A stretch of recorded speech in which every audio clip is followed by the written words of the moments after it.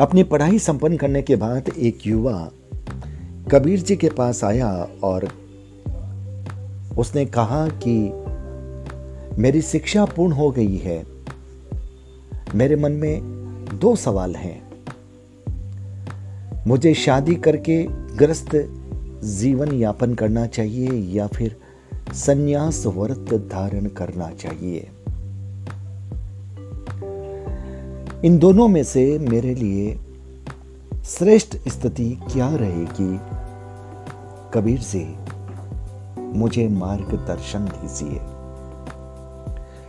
नमस्कार, मैं संजय सनम। आप देख रहे हैं digital first news. Motivational story में आपका स्वागत है। दाम्पत्य जीवन कैसा होना चाहिए? आपका जीवन साथी कैसा होना चाहिए? ये कहानी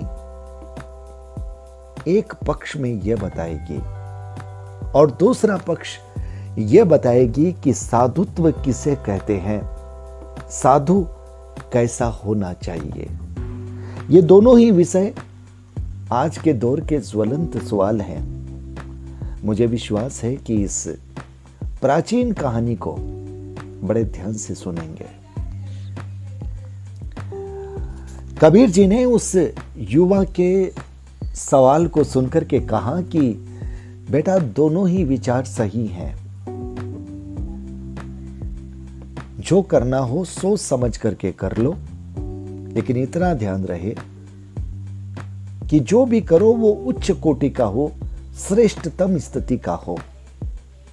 अब उस युवा ने कहा कि कबीर जी, उच्च कोटि का मतलब?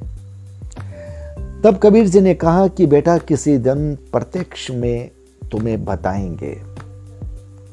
अपने सवाल के जवाब के लिए अब वो युवा हर दिन कबीर जी के पास आने लगा। सुबह से लेकर के शाम तक बैठता, कबीर जी सूत बुनते रहते। वो युवा एक तरह से हाजिरी देकर के चला जाता। कुछ दिन बीतने के बाद एक दिन खुली धूप का मौसम था। तकरीबन 12-1 बजे के आसपास का वक्त था। कबीर जी ने अपनी पत्नी को आवाज लगाई और दीपक जला करके लाने के लिए कहा। कबीर जी की पत्नी तुरंत दीपक जला करके उनके पास रख करके चली गई। वो युवा सोचता रहा कि इतना प्रकाश, सूरज की धूप सामने, दीपक की आवश्यकता क्या? पहला सवाल तो कबीर जी के लिए, और दूसरा आश्चर्य कबीर जी की पत्नी के लिए कि कबीर जी की पत्नी ने एक बार भी सवाल नहीं पूछा कि इतनी तेज रोशनी में दीपक का क्या कीजिएगा। चुपचाप रख करके चली गई। दीपक जलता रहा, कबीर जी सूत बुनते रहे। शाम के वक्त कबीर जी उस युवा को लेकर के एक पहाड़ी की तरफ चले गए। उस पहाड़ी में ऊपर की तरफ एक कुटिया थी। वहां पर एक बुजुर्ग संत रहा करते थे। कबीर जी ने उन संत महात्मा को आवाज लगाई कि महात्मा जी, नीचे आइए, आपसे काम है। बुजुर्ग संत धीरे धीरे अपने शरीर को संभालते हुए कहीं लड़खड़ा न जाए, पहाड़ी पर से नीचे उतरते हुए जब कबीर जी के पास आए तो कबीर जी का सवाल था कि महात्मा जी, आपकी उम्र कितनी है? यह जानने के लिए आपको बुलाया। महात्मा जी ने कहा 80 वर्ष।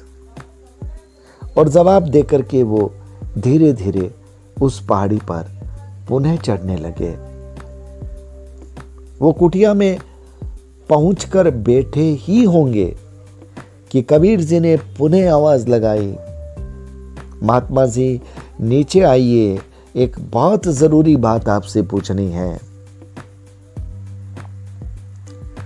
और वो महात्मा जी जो कि बुजुर्ग थे, कुछ बीमार जैसे लग रहे थे, धीरे धीरे फिर नीचे आए। कबीर जी ने पूछा, महात्मा जी, यहाँ पर आप कितने सालों से रह रहे हैं? महात्मा जी ने कहा कि 40 वर्ष। महात्मा जी ने जवाब दिया, पुणे पहाड़ी पर चढ़ने लगे। इस बार जब चढ़ रहे थे तो उनकी थकान और सांसों की आवाज सुनाई दे रही थी। महात्मा जी ने कुछ नहीं कहा, धीरे धीरे अपने शरीर को संभालते हुए ऊपर चढ़ गए। फिर जाकर बैठकर सुस्ताए ही नहीं होंगे। कबीर जी ने फिर आवाज लगाई, महात्मा जी एक बार फिर आइए, एक बात आपसे पूछनी है, जरूरी है। महात्मा जी फिर उतरे और जब उतर रहे थे तो बिल्कुल ये लग रहा था कि शरीर का संतुलन नहीं रह पा रहा है, गिरने का भी डर लग रहा है। फिर भी महात्मा जी कैसे कैसे शरीर को संभालते हुए सांसों को एक साथ मजबूती से लेते हुए नीचे उतरे। वो कहीं ना कहीं हाँप रहे थे। कबीर जी ने पूछा, महात्मा जी, क्या आपके दांत गिर गए? ये पूछने के लिए मैंने आपको बुलाया था। महात्मा जी ने कहा, हाँपती हुई आवाज में, आधे गिरे हैं। और ये कहने के बाद महात्मा जी पुनः उस पहाड़ी पर चढ़ने का प्रयास करने लगे। युवा इस नजारे को देख रहा था। महात्मा जी के शरीर की स्थिति पर बड़ी दया आ रही थी। उसने महात्मा जी को संभालने का प्रयास किया, उन्हें पकड़कर साथ चढ़ाने का प्रयास किया। युवा आश्चर्यचकित था। ऐसे कोई सवाल नहीं थे जिसके लिए महात्मा को 3 बार उतरना पड़ा, लेकिन महात्मा जी एक बार भी खींचे नहीं। कहीं भी गुस्सा, आवेश, खींच या फिर एक सवाल कि आखिर ऐसे सवालों के लिए मुझे ऊपर से नीचे क्यों बुलाया, चेहरे पर कोई ऐसा भाव नहीं। बड़ा शालीन चेहरा, ऐसा चेहरा जिसमें जैसे कुछ हुआ ही नहीं, कोई आवेग नहीं। महात्मा जी धीरे धीरे अपनी कुटिया में पहुंच गए। अब कबीर ने उस युवा से कहा कि बेटा, तुम्हारे सवालों का जवाब ये है,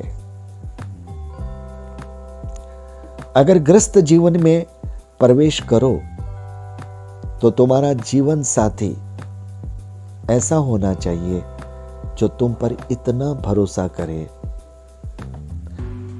सूरज की धूप में भी अगर तुम जलता दीपक मांगो, वो तुमसे कोई सवाल न करे।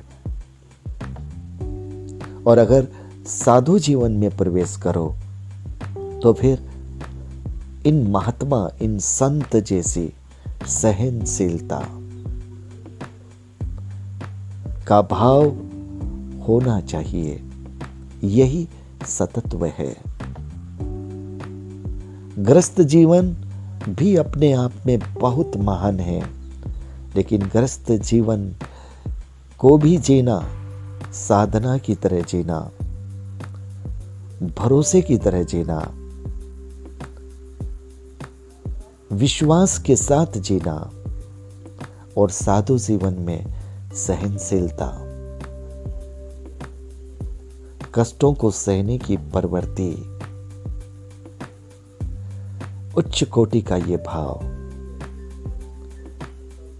बेटा, किसी भी राह पे चले जाओ, राह न तो ग्रस्त जीवन बुरा है, न साधु जीवन।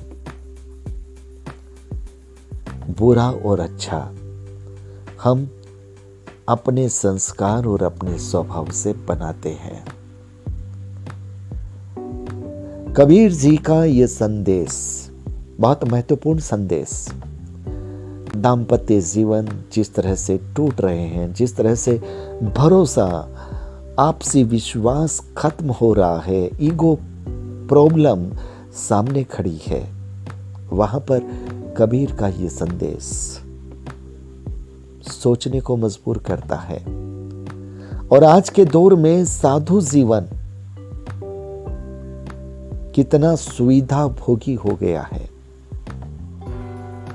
आज के दौर में कुछ अपवादों को छोड़ करके अगर आप किसी को इस तरह से बुला लें तो साहब फिर आक्रोश का वो आवेग आपको दिखेगा कि आप कल्पना नहीं कर पाएंगे कि क्या ये साधु जीवन के हैं। कबीर जी की ये कहानी उस दौर की कहानी इस दौर में कितनी सटीक है, दोनों तरफ का संदेश देती है। अगर आपको ये कहानी वास्तव में अच्छी लगी तो फिर इस वीडियो को लाइक कीजिएगा, शेयर कीजिएगा। चैनल पर अगर नए आए हैं तो सब्सक्राइब करना बिल्कुल मत भूलिएगा। बहुत बहुत आभार। नमस्कार।